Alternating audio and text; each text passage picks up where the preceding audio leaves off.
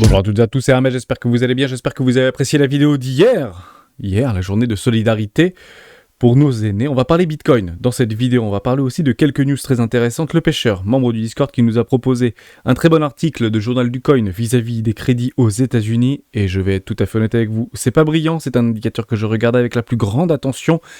Et j'ai une très mauvaise nouvelle, il faut bien sûr en parler. Gann ne sera pas content par rapport à son retracement de moitié en moins d'un mois de temps. Qu'est-ce que cela signifie ? Je vais vous proposer de faire une petite recherche sur plusieurs, peut-être dizaines d'actifs financiers, que ce soit traditionnels, technologiques ou numériques. Et vous allez éventuellement pouvoir confirmer, affirmer ou rejeter cette possibilité. On commence maintenant. Avant de commencer, je vous invite toujours à rejoindre le Discord des rois du marché. Vous trouverez le lien dans la description à l'intérieur, une documentation qui s'appelle la stratégie des 4 rois. N'hésitez pas à l'utiliser, n'hésitez pas à vous en imprégner, vous en inspirer pour vous aussi trouver votre propre style d'investissement, que ce soit sur le court, moyen, long terme, voire très long terme, marché traditionnel ou crypto-actif. Côté liquidité, on voit que les gros baleineaux là commencent un petit peu à prendre des profits. C'est eux qui ont initié ce petit rebond haussier, cette petite accélération haussière. D'ailleurs, j'avais tweeté pas mal de petites choses qui sont plutôt intéressantes sur Twitter. Ceci, qui en a fait rigoler quelques-uns. Juste là, il semblerait que CZ ait pleinement pris ses responsabilités sur ce marché. BTC, USD, Spot, espérons qu'il soit bougiche.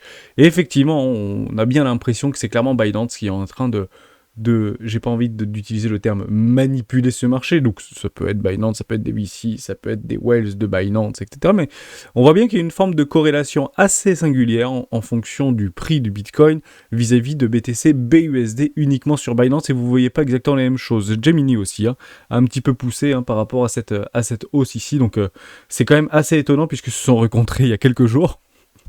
Vous allez voir un petit peu des photos parce qu'ils sont ensemble, je crois, à Dubaï actuellement, avec pas mal d'intervenants de la cryptosphère. Et c'est très drôle que quelques heures avant, ou peut-être la veille, il y a Gemini et Binance qui ont pumpé en même temps. Je trouve ça toujours fou, mais Non, ce n'est qu'une coïncidence, bien évidemment. Donc voilà, est-ce que c'est à prendre au pied de la lettre ? Bien évidemment que non, mais ça semble être plutôt vraisemblable, j'ai envie de vous dire. Bon, ceci a été tweeté par CZ. Bon, c'est toujours la même chose, je trouve ça un petit peu déplacé, mais c'est une réaction très personnelle, donc j'ai décidé de le tweeter. En arrière-plan, Pascal, PDG de Ledger, nous avons eu une conversation amusante sur les services de récupération. C'est de bonne guerre, j'ai envie de vous dire. Donc j'ai juste tweeté ceci, ça en a fait rire beaucoup. Il faut voir le bon côté des choses. Ledger pourrait récupérer nos cryptos sur les cold wallets si Binance venait à tomber. Voilà pour ça, pas plus de choses à dire vis-à-vis de Twitter. N'hésitez pas d'ailleurs à nous rejoindre sur Twitter, j'essaie de poster pas mal de petites choses en ce moment. Je suis plutôt inspiré, c'est vrai qu'il y a beaucoup d'informations qui sont extrêmement pertinentes. Toujours dans ce canal aussi, vis-à-vis de Bitcoin, donc je suis actuellement en weekly, ici, donc on avait fait exactement ce canal ascendant, donc pourquoi pas aller chercher les objectifs plus hauts, bien évidemment, on a toujours ce viseur avec cette target d'NMS au 33 $, les 35-36, pour moi, prendre des gros profits sur mes longs qui sont en cours, et un objectif final des 42 000 $. Après, j'espère que je prendrai pas mal de profits sur mes cryptoactifs préférés, de façon extrêmement bête et disciplinée, rien n'est compliqué sur ces marchés, il faut juste prendre l'argent lorsque le marché nous le donne. Donc actuellement, je ne vois pas de cassure franche, je ne vois pas de dépréciation, je ne vois pas de dégradation. Pour moi, ça reste boule, ou s'offre même une Morningstar ici, voire un triple doji en Morningstar, c'est juste magnifique. On se paye même quasiment le luxe de faire un W Weekly ici, si je passe en candle en droite. Vous voyez, on le voit pas, mais vous avez vraiment 3 bougies, un magnifique W Weekly qu'on peut confirmer. Alors certains le confirmeront avec 5 bougies obligatoirement. Pas de problème avec ça, je reste tout à fait dans votre idée, puisque moi je travaille beaucoup avec des arrachements haussiers, des avalements de bougies haussières, notamment en weekly, donc c'est exactement ce que nous avons eu ici. Maintenant les structures sont données, donc on a bien eu un avalement haussier, on a clôturé sur la bougie de la semaine dernière précédente. L'objectif, qu'est-ce que c'était ? De faire des nouveaux plus hauts, en tout cas d'accélérer, et même pourquoi accélérer si vous passez d'une time frame un tout petit peu plus petite. Je vous l'avais dit il y a quelques temps de cela, si on venait à réintégrer le milieu du range et accepter au milieu du range, 80% de change, allait visiter le haut du range. Ça, c'est clairement une phrase qui est très connue des analystes financiers, que ce soit traders ou investisseurs. Vous avez donc à partir de maintenant 80% de chances d'aller visiter le haut de ce range, donc cette petite boîte rouge ici. Donc si vous êtes en long et vous n'avez pas pris des TP, moi personnellement j'ai pris des TP puisque le levier est très très important et je ne veux pas les garder indéfiniment puisque on avait bien senti que ça allait commencer un petit peu à travailler au-dessus des précédentes résistances, donc on ne vient pas à travailler en dessous des 27 500$. Ceci reste aussi l'objectif, qu'est-ce que c'est de continuer à créer du flux acheteur et d'aller plus haut. J'ai toujours mis mon alerte ici sur les 28 700$. Si on vient à les percuter, l'objectif c'est d'aller chercher tous les précédents highs, juste là, et pourquoi pas aller chercher ces fameux 31 000$, et possiblement qu'il y aura un petit peu de FOMO d'ici là, peut-être bien catalysé par rapport à jeudi, parce que jeudi c'est aussi l'ouverture du marché crypto par rapport à tous les particuliers vivant actuellement à Hong Kong, qui ouvrira également la porte à beaucoup d'institutionnels chinois pour pouvoir spéculer et investir sur les crypto-monnaies, donc ce ne sera pas tout, il y aura du Filecoin, il y aura du Bitcoin, de l'Ethereum, du Bitcoin Cash, il y aura du BNB, il y aura même pas de Doge, je crois. Bon, grosso modo, vous prenez les 10-12 plus grosses capitalisations hors, entre guillemets, shitcoin psychologique, je dis encore shitcoin psychologique parce que jusqu'à preuve du contraire, tous vos zéros, si on écoute la plupart des plus grands investisseurs de ce monde vis-à-vis de cette effervescence des crypto-monnaies. Donc il n'y aura pas tout, bien évidemment, donc les plus grosses capitalisations sera très probablement disponible vis-à-vis de Hong Kong, je le dis, je le redis, Hong Kong c'est également la ville de New York, si vous voulez, en termes de population. Après la question c'est de savoir, est-ce qu'il y a des portes dérobées ou des portes grandes ouvertes? Ça c'est la grande question, par rapport à des institutions chinoises qui voudraient spéculer dans la légalité vis-à-vis de Bitcoin et des crypto-monnaies, sachant que aujourd'hui le parti chinois ne s'en cache plus et met en place un magnifique d'ailleurs livre blanc, CZ l'a encore tweeté par rapport aux technologies du Web.3 et souhaite s'engouffrer dans le Web.3 pour faire un petit pied de nez à Biden qui est plutôt crypto pas friendly, donc crypto hardly, je ne sais pas comment on peut dire ça, pas content crypto, enfin bref, vous avez compris un petit peu l'idée. Pas plus de choses à dire vis-à-vis de Bitcoin puisque finalement on est toujours en train de ranger, de range haut de range, Trader faites votre boulot, c'est formidable, prenez des TP lorsqu'ils se présentent dans des poches de liquidité complètement logiques, de vendeurs à découvert qui ont dû se faire liquider par rapport à ce précédent mouvement, donc c'était encore avant-hier. Maintenant, il y a quelque chose qu'il faut bien évidemment qu'on discute. Qu'est-ce que c'est GAN? Bon, je vais pas être sympa, mais je vous inviterai vraiment à essayer de regarder de votre côté si ou non ce que je vais dire se vérifie et se confirme. Ça, c'est super important. Vous prenez en fait GAN, vous savez qu'un marché peut retracer de moitié en moitié bonne de temps. On est parti du principe qu'ici on avait les tops de marché sur les 69 000$ et ici nous avions les bottoms de marché. C'était exactement fin novembre 2022, ici sur les 15 500$, très exactement, ou 15 757$, vous avez compris un peu l'idée. Bon, et GAN n'est pas content. Pourquoi? Parce que ce marché n'a pas retracé de moitié en moitié bonne de temps et les 50% de neutralité parfaite étaient aux 42 000$. Le fameux objectif d'Hermès, les 50% de Fibonacci. Bon, qu'est-ce qui se passe lorsque GAN n'est pas content? Est-ce que vous savez ce qui se passe lorsque GAN n'est pas content? Eh bien, c'est que le bottom n'est pas trouvé. Voilà, il faut le savoir. Et ça se répète sur beaucoup d'actifs financiers, sur beaucoup d'indices financiers. Lorsque GAN n'est pas content, c'est que le bottom n'est pas trouvé. Dès lors, on peut, rationnellement parlant, bien que ce soit un indicateur ancestral, ça fait 70 ans que ça existe ce truc-là, mais dans l'idée, encore une fois sur les marchés financiers, on recherche des fractales.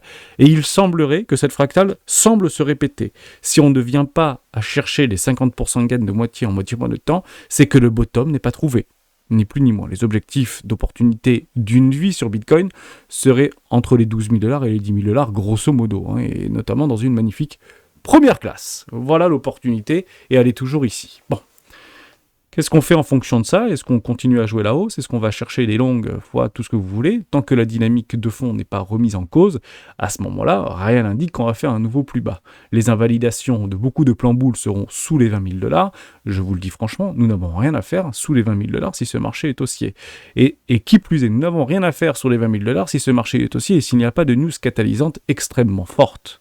Donc je sais pas moi, chute de Tether, chute de Binance, chute de ce que vous voulez, chute d'un énorme exchange aussi gros que FTX ou dans les mêmes trempes que FTX, c'est ça qu'on pourrait éventuellement attendre pour avoir un espèce de cataclysme. Ou Lido qui se fait hack complet ou qui, j'en sais rien, qui explose en plein ventre alors qu'ils détiennent plus de 60% des Ethereum actuellement en circulation et stakés. Bon voilà, on peut imaginer tout ce que vous voulez.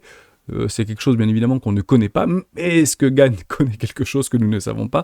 C'est encore une fois juste une fractale. Voilà, donc je vous invite juste, même si vous voulez venir, moi je peux en trouver quelques-unes d'ailleurs, on peut en trouver pas mal, notamment sur les métaux précieux, etc. Et il est vrai que lorsque un marché ne retrace pas de moitié ou moitié de temps, c'est que les bottoms ne sont pas trouvés. Voilà, je ne dis pas que c'est systématique, je dis que ça se vérifie dans une grande partie des cas. Dès lors, je vous ai proposé un petit sondage ce matin, on va faire un petit refresh, je pense que vous êtes plus d'une centaine à avoir voté maintenant, c'est toujours très intéressant, voilà, vous êtes une centaine à avoir voté, et je vous demande tout simplement ça, et ça m'intéresse vraiment de le savoir. Bon, maintenant que je vous ai dit un petit peu ma vision, peut-être que ça va changer, mais grosso modo, sur une centaine de votes, qui n'est pas forcément complètement valide, parce qu'il faut au moins 1500 votes pour avoir un sondage relativement valide, bien que vous fassiez partie de la communauté des rois, c'est pas très très grave. Êtes-vous convaincu que le bottom de Bitcoin à 15 000 $ est définitif? Oui, nous irons dans les prochains mois vers un nouvel ATH. Non, avant un nouvel ATH, Bitcoin cassera d'abord les 15 000 $. Donc grosso modo, on peut partir que c'est du 70-30 ou du 75-25. En somme, on est assez convaincu à l'heure actuelle que le bottom est fait. Bon, moi je me rappelle très bien, pour être tout à fait honnête avec vous vis-à-vis de... Alors oui, plus le temps avance, plus on a une forme de réciprocité par rapport à la cyclicité, et on a probablement raison de le jouer. Honnêtement, il ne faut pas non plus chercher... Il ne faut pas se mettre martel en tête, il faut essayer de garder des choses relativement simples, essayer de simplifier le plus possible nos stratégies respectives. Bon, ici, on n'était pas sûr que c'était le bottom, pour être tout à fait honnête avec vous. On était encore très... comment on dit, très impacté par toute cette nonchalance et ce désintérêt le plus total sur les crypto-monnaies. On avait vécu, pour beaucoup avec vraiment capitulé. On parle d'une réelle capitulation, pas forcément des faillites ou des big boys ou des Celsius, etc., qui pensaient à des super cycles complètement fous, AC3, etc. Bon, peu importe. Mais dans l'idée, on était, me semble-t-il, peut-être moins bullish là-dedans, enfin c'est une certitude absolue qu'on était beaucoup moins bullish ici que nous le sommes actuellement. Voilà, ça on peut éventuellement se l'accorder. Je pense qu'on est à peu près dans le... Bon, ça peut être presque kiff-kiff, mais vous comprenez un peu l'idée. On n'était pas convaincu que ici c'était le bottom de marché. Moi je me rappelle en fait par rapport... Mais on était moins nombreux aussi, donc est-ce que c'est biaisé? Je me pose un petit peu cette question, c'est loin dans mon esprit. J'ai essayé de retrouver des vidéos de Crypto Fanta ou de Fil de Pro Indicator par rapport à est-ce que c'était le bottom de marché, c'est le bottom de marché. Je vous le dis, pour être tout à fait honnête avec vous, quand je retrouve des vidéos un petit peu de là-dedans, pour essayer de m'en imprégner, puisque ce sont des influenceurs qui sont historiquement présents sur la toile depuis très longtemps, et notamment sur YouTube, honnêtement, il n'y avait pas de « on est sûr que c'est le bottom ici ». Voilà, au moins je vous le dis en toute franchise. Or, actuellement, on a bien l'impression qu'on est assez convaincu que ce soit le bottom. Alors, c'est peut-être un retracement pullback, donc c'est un plus bas historique et on ne reverra jamais sous les 15 000 $, etc. Ouais, mais voilà, je dis toujours la même chose. Plus on va avancer vers le nord, et plus on va en fait s'éloigner de cette possibilité d'aller voir des plus bas. Moi, à quel moment je vais dire « Ok, ce sont des bottoms définitifs », j'en fais rire plus d'un quand je dis ça, c'est quand on fera un nouvel ATH. Voilà. C'est à ce moment-là où moi je suis sûr que les bottoms sont faits. Voilà. Qu'est-ce que je fais d'ici là? Je garde beaucoup de cash en fait, tout simplement, puisque je ne l'exclus absolument pas. Et tant que le premier arrêt tient, le premier arrêt se tient toujours actuellement aux 36 000 $ sur Bitcoin, le plus probable, qu'est-ce que c'est de faire un nouveau plus bas. Eh oui, c'est ça, l'analyse technique simpliste. Mais finalement, il ne faut pas forcément aller chercher trop loin. Alors oui, vous avez raison. On repart par rapport à ce qu'on avait déjà fait précédemment. C'est juste ici. C'est le prix des whales, à 17 130 $. Le prix des whales. 8% du supply de Bitcoin a été échangé. C'est le plus grand changement de main qu'on a, me semble-t-il, observé sur Bitcoin en aussi peu de temps, qui nous crée bien évidemment des bottoms. On sait qu'il y a de la whale sur les 17 000 $. Ça, il n'y a aucun doute à avoir là-dessus. La question est de savoir, est-ce que ces whales-là vont potentiellement distribuer beaucoup plus haut, pas sûr qu'elle rachète ici. Vous voyez ce que je veux dire? C'est ça, cette fameuse accumulation, distribution et réaccumulation pour lever des vraies structures. Maintenant, si ça fait quelque chose comme ça, et alors? Ce sera bien sûr catalysé par des énormes news qui sont dévastatrices, buy Bitcoin US par rapport à Biden, enfin j'en sais rien, on peut imaginer tout ce que vous voulez. Ça fera pas plaisir au Bitcoin, aux crypto-monnaies, si on venait à se faire bannir. Donc je ne dis pas finalement qu'il faut le prendre au pied de la lettre puisque c'est que de la prédictivité et de la supputation, mais c'est juste que, voilà, quand Gann n'est pas content, généralement, c'est que les bottoms ne sont pas trouvés. Maintenant, on peut broder tout ce qu'on peut imaginer en termes d'histoire autour de ça, c'est juste qu'il faut toujours s'y préparer. Et je m'y prépare d'une seule manière, c'est de garder du cash.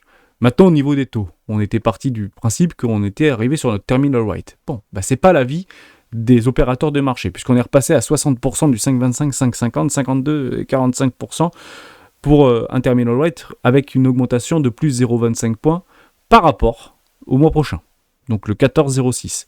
Donc on n'est pas sorti d'affaire. Je ne sais pas comment va réagir ou réagira le S&P 500. Pour l'instant, rien n'indique que c'est baissier, puisque c'est plutôt haussier. Il se débrouille d'ailleurs plutôt pas mal au niveau de notre S&P 500. Et on se réveille même avec un gap haussier. Bon, c'est juste formidable de l'observer, donc c'est plutôt pas mal. On attendra bien sûr l'ouverture de Wall Street. Hier, c'était fermé. Ça ouvrira donc à 14h30. Est-ce qu'on continue pour aller chercher un objectif de cours? La question reste ouverte. Mais encore une fois, ce sont des objectifs de cours. Quand on voit des objectifs de cours, partez du principe que c'est ici qu'on prend les profits. On ne connaît pas l'avenir. J'encadre toujours une récession relativement dure. On voit Truflation qui commence à complètement se désintégrer vers le bas. C'est même plutôt rapide encore aujourd'hui. Et puis vous avez des CPE Core et du CPI qui sont relativement plats. On n'a pas ces baisses franches. Alors oui, il y a toujours un décalage d'un trimestre, etc. 2 ou 3 mois. Il n'y a pas de problème avec ça. Mais il faut vraiment qu'on le constate. Et il faut, en plus qu'on le constate, réellement voir une inflexion au niveau de la Fed. Et ça, moi, je ne l'anticipe pas. Je pense que justement, s'il y a le marché qui est fort aux États-Unis au niveau de l'emploi et qu'on arrive à retrouver une inflation relativement proche des 2%, il faut juste se mettre d'accord là-dessus. Powell n'a aucune raison de renvoyer de la liquidité sur le marché. Il faut juste être cohérent. Si tout va bien, en fait, si c'est super, on retrouve les 2%, c'est super, on a un taux de chômage aux États-Unis de 3,3%. Donc l'emploi est fort. Qu'est-ce que vous allez envoyer de la liquidité sur le marché ? L'objectif de Powell, c'est pas de faire des nouveaux ATH sur les marchés boursiers. Son objectif n'est pas de créer des bulles. Son objectif, c'est de tenir les rênes d'une banque centrale et la plus puissante du monde pour expliquer que ce serait pas une bonne idée de faire flanchir le dollar et de rendre un dollar qui est faible. Donc l'objectif de Powell, je vous le dis, je vous le redis, c'est de balancer le DXY to the moon. Lui, c'est ça son objectif, c'est de l'envoyer là-haut, là, son DXY à 117. Et ça fera pas plaisir au dollar et aux indices, très probablement. Il y en a toujours un qui ment. Pour l'instant, c'est pas trop baissier au niveau d'une accélération court terme au niveau du XY. Oui, vous avez raison. Tant que le premier arrêt tient, le plus rapide, qu'est-ce que c'est ? C'est de faire un nouveau plus bas. Dès lors, on arrivera, entre guillemets, à la croisée des mondes. Probablement que ça va continuer à monter au niveau du DXY. Probablement que ça va continuer à monter au niveau des indices. Probablement que ça va continuer à monter doucement au niveau de Bitcoin et probablement un peu plus doucement vis-à-vis du crypto total. Et puis, il faudra tout simplement prendre une décision ici. Généralement de hedge. C'est toujours la même chose. Et vous allez voir de plus en plus sur vos influenceurs que vous suivez, que en fait quelqu'un ment. Qui ment ? Réellement, en fait, c'est exactement ce qui s'était passé en 2019, si vous voulez. Et en 2019, c'est pas le dollar index qui mentait. C'est plutôt les autres. Voilà. Ici, qui ment ? Ça continue à monter. Et puis, côté des crypto-actifs, etc., on était en train de, tout simplement de distribuer, et puis on a vécu le crack Covid. À ce moment-là, je suis d'accord, il n'y a pas de problème, et puis on repartira sur la liquidité massive. Mais pour l'instant, nous n'y sommes pas. Et quand je vous dis qu'on n'y sommes pas, on y est encore extrêmement loin, personnellement. Voilà, donc je n'anticipe pas du tout un pivot de la Fed dans 3 mois, sauf s'il y a réellement quelque chose qui se passe que nous ne connaissons pas. Et je ne joue jamais ce que je ne connais pas. Je reviens avec la petite news de l'EPShare au niveau des crédits. Donc merci pour ton partage, membre du Discord, qui souffre le plus de la période économique actuelle. Donc ça a été un super travail vis-à-vis de Journal du Coin. C'était difficile et c'est toujours difficile d'aller chercher ce type d'informations, que ce soit sur le site de Bank of America. C'est souvent des trucs qui sont payants et des trucs qui sont très chers. Vous avez aussi quelques petits trucs gratuits mais qui sont difficiles en fait à interpréter vis-à-vis de la Réserve fédérale américaine sur le site officiel de la Fed. Bon, grosso modo, je vais essayer de vous retrouver. Je vous laisserai le temps de le lire, c'est du français, je vais pas trop vous prendre de temps. Moi, ce qui m'intéresse, c'est ce qu'il y a tout en bas, finalement. C'est juste ça. Voilà, alors, je crois que je l'ai mis en bleu quelque part, voilà. J'en profite pour glisser quelques sondages intéressants réalisés également par CNBC. 70% des Américains se sentent financièrement sous pression. Les Américains se servent du remboursement d'impôts pour payer leurs dettes et facturent 44% et 30% pour épargner. Waouh. 58% des Américains vivent de salaire en salaire. Bon, vous comprenez bien que si on continue à augmenter les taux et que le crédit devient de plus en plus inaccessible pour les Américains, à un moment donné, il y aura des incidences. Et les incidences ont été encore une fois soulignées ici, que c'est un nouveau niveau au plus haut, depuis les incidences de crédit, que ce soit sur les crédits auto, que ce soit sur les crédits conso, que ce soit sur les crédits tout ce que vous voulez, depuis 2019. Voilà, ça a été répété ici. Donc, plus c'est répété, généralement ce sont des choses qui sont relativement véritables, hein, qui sont vérifiables ici sur ce type de données, et c'est clairement pas bon l'histoire. Je vous le dis honnêtement, c'est vraiment pas bon. En fait, la seule chose qui diffère, si on reprend par rapport à 2008, par rapport à une situation relativement équivalente, ou en 2018, c'est qu'on savait en fait que derrière, il y avait la Fed qui allait envoyer de la liquidité très forte en 2018. En 2008, on ne le savait pas. Donc, est-ce que, finalement, enfin, encore une fois, tout se passe dans ses mains. Ce mec-là a un pouvoir fou sur les marchés financiers. Et est-ce que, oui ou non, il va flanchir? Je pense qu'il sera contraint de le faire. Ma question reste, alors, est-ce que Bitcoin a oui ou non connu ses bottoms de marché? Pour l'instant, je ne l'atteste pas définitivement. On peut partir du principe que les structures sont faites, les bonus sont faits, les arrachements aussi sont faits. Est-ce que maintenant on peut dire, ok, Bitcoin ne repassera jamais sous les 15 000 $, mais en fait, personne ici ne peut l'attester complètement. Ça n'existe pas. Puisque personne, jusqu'à preuve du contraire, ne connaît l'avenir. Ni plus ni moins. Mais il y a beaucoup de choses qui indiquent que ce sera très difficile à passer. Donc acheter du Bitcoin sous les 20 000 $, si celui-ci nous propose sous les 20 000 $, ce sera très probablement pas la moins bonne idée. Puisqu'après, il y a la philosophie et toute l'histoire de Bitcoin qui peut se remettre en place pour essayer de pallier à des incompréhensions, enfin, comment on peut dire ça, pour essayer de trouver un terme le plus juste possible aux excès, finalement, de l'humain, en tout cas d'une toute petite minorité qui aujourd'hui contrôle l'intégralité de la monnaie. Voilà, je vais plutôt le dire comme ça. Est-ce qu'il y a encore des trades qui sont prenables? C'est toujours la même chose. Investir dans une zone éco, c'est toujours intéressant au niveau de Bitcoin. Donc, DCA Team, n'hésitez pas à continuer votre DCA sur Bitcoin et sur Ethereum, puisqu'on est toujours en classe éco. Donc, tant qu'on n'évolue pas au-dessus des 28 300 $, on reste en zone éco. C'est toujours intéressant, même si vous voyez que ça monte. C'est pas une mauvaise idée, bien évidemment, de pouvoir continuer un petit peu agrémenter notre Bitcoin. En parlant de DCA, etc., vous savez que Swissborg a lancé un nouveau service qui s'appelle AutoInvest. Donc je ne sais pas d'ailleurs s'ils proposent des frais gratuits, parce qu'il y a pas mal d'échangeurs qui le proposent avec des frais gratuits. Je ne sais plus où est-ce que j'ai retrouvé ça, mais j'ai vu une dans ce sens-là. C'est plutôt bien foutu pour le coup, donc c'est quelque chose qu'on retrouve pas mal, hein, si vous voulez, sur d'autres exchanges, etc. L'avantage de Swissborg, c'est que c'est agréé, enfin c'est enregistré, PSAN agréé en Estonie, me semble-t-il. Donc, c'est probablement Swissborg qui sera un des premiers, si jamais il doit y avoir un agrément en France, voire en Europe, ce sera un des premiers à l'avoir. Donc, c'est logiquement l'échangeur aujourd'hui européen, peut-être avec Bitpanda, je pense qu'ils sont pas très très loin, mais d'être le plus, entre guillemets, fiable. Hein, c'est toujours la même chose, hein. Et je prends toujours plaisir moi à travailler avec eux, et jusqu'à fin juin je vous propose de 25 $ sur le petit ticket à gratter. Je les paye donc tous les mardis, donc je vais les payer aujourd'hui pour celles et ceux qui se sont inscrits depuis la semaine dernière, donc je garantis 25 $ en USDC ou en CHSB. Ouais, mais bon, c'est 25 $ spot, hein, vous faites ce que vous voulez avec, et pourquoi pas pour entamer un petit DCA, toujours dans les zones de rechargement d'achat très long terme sur le crypto total, c'est pas complètement délirant, et vous avez beaucoup de thématiques ou beaucoup de choses sur Swissborg qui peuvent vous accompagner en bon père de famille pour pouvoir éventuellement spéculer et investir sur du très long terme, notamment sur ces crypto-monnaies. Également, je le rappelle, je vous ai remis et je vous ai réactualisé le lien puisqu'il était plus bon, le lien au niveau de Bybit. Participez bien à l'événement, vous êtes nombreux à vous inscrire sur Bybit et de pouvoir prétendre aux 25 USDT sur les contrats spot à partir de 100 $ de dépôt. Donc pensez bien à vous inscrire à l'événement. 15 jours après, ce sera payé sur les contrats futurs directement, donc ce sera de la marge supplémentaire si vous voulez vous essayer hedger, pourquoi pas, ou prendre des tout petits trades et ça vous paye tout simplement les frais. Et moi de mon côté, je double finalement ce petit bonus, mais cette fois-ci en spot, et je les paye également aujourd'hui, voilà, donc ce sera payé avant 18h.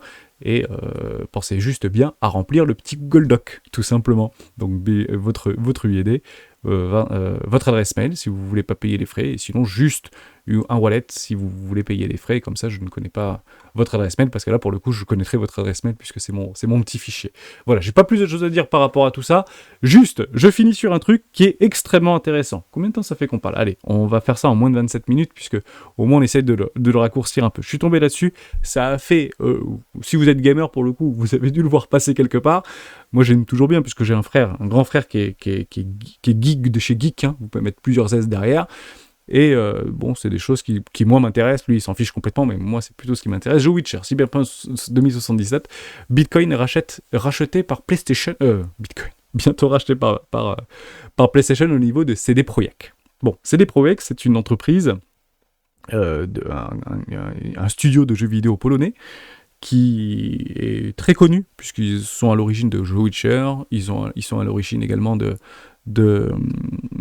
comme Cyberpunk 2077 avec Keanu Reeves, etc. D'ailleurs, il y a CD Projekt par PlayStation et l'annonce de John Wick 5, c'est juste formidable, on est très très content. Bon, grosso modo, est-ce que ça a un sens de pouvoir s'intéresser à ce type de choses? Parce que CD Projekt est coté en bourse aujourd'hui, hein, donc vous pouvez éventuellement spéculer sur son action. Personnellement, j'ai du CD Projekt.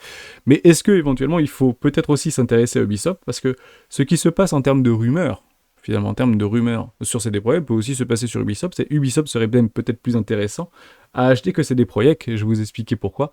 Bien évidemment, ça a tout de suite été démenti, relativement rapidement, par CD Projekt. Grosso modo, ça a été si vous craignez que le studio ne soit racheté par Sony et que ses futurs jeux ne deviennent des exclusivités PlayStation, vous pouvez donc dormir tranquille, ce n'est pas à l'ordre du jour. Bon.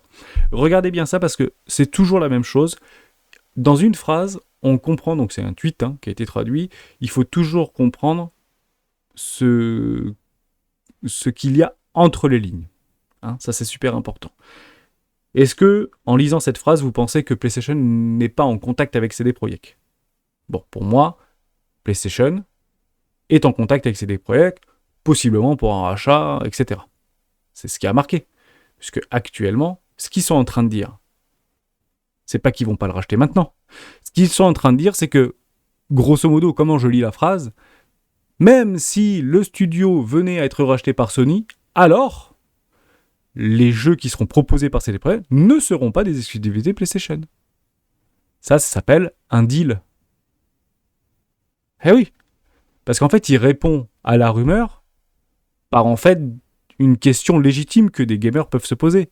Ça veut dire quoi? Ça veut dire que si Sony rachète CD Projekt, alors ça va automatiquement devenir des exclusivités de PlayStation. On ne pourra plus jouer à Cyberpunk 2077 sur Xbox Series X ou sur PC.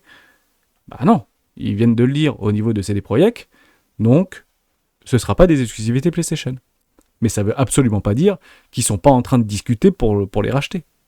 Maintenant, on va faire juste une petite corrélation par rapport à Ubisoft, parce que Ubisoft aussi, ça m'intéresse, moi. On en avait parlé il y a quelques temps sur Ubisoft, d'ailleurs, on avait déjà fait ce travail-là sur une vidéo d'Héros du Bitcoin il y a plusieurs mois, pour celles et ceux qui s'en souviennent. La valorisation de CD Projekt, en euros, actuellement, c'est 2,7 milliards. Ils ont 1000 salariés, ils font 230 millions de chiffre d'affaires. Ok, 1000 salariés, 230 millions de chiffre d'affaires, valo, 2,7 milliards. Vous avez en face Ubisoft, un mastodonte du jeu vidéo, historiquement bien implanté. Tous les FUD et tous les problèmes qu'il peut y avoir vis-à-vis... Alors on parle de FUD, mais ce sont des réelles choses qui se passent, qui sont dramatiques pour Ubisoft. Mais grosso modo, la valorisation d'Ubisoft, c'est 3,2, je crois 3,3 milliards de dollars de valorisation. Ça change beaucoup parce que l'action est un petit peu volatile. 2 milliards de CA, donc c'est 10 fois plus de CA que CD Projekt pour une valorisation quasi équivalente. Et Ubisoft, c'est 21 000 salariés dans le monde. Bon, quand on compare 21 000 salariés à 1000 salariés avec une valorisation assez proche, partie du principe que si Ubisoft décide de faire un plan social drastique pour virer la moitié ou 70% de ses effectifs, c'est quelque chose qui est possible.